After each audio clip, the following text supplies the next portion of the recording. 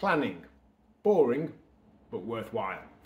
As a continuation from what I mentioned yesterday about a number of conversations I've had with people recently, in some of those conversations and others, we've talked a lot about planning, as I often do in videos and blogs. And as I always say, I get it. I get that it's boring. I get that often we sit down to do things like that and there's part of us that is dying inside. It's a bit... I get that, because I get that from doing it myself. But the key is, it's always worthwhile. Often the reason that things don't go as we would ideally like them to is just because we didn't plan and prepare sufficiently for them.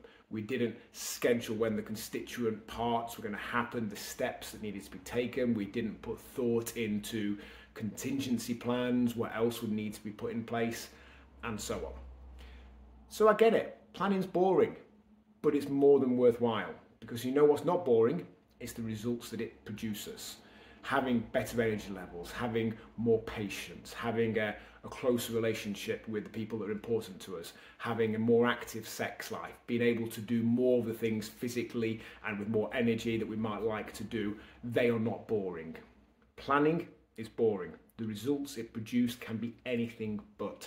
And maybe that planning, that actually taking an amount of time in the week to look at the things that we want to achieve, breaking down the steps that need to be taken in order to achieve them, scheduling them, getting the buy-in of the people involved, and actually having a concrete plan rather than just some version of, I know what I need to do, I just need to do it, is probably the highest return on investment activity you can do.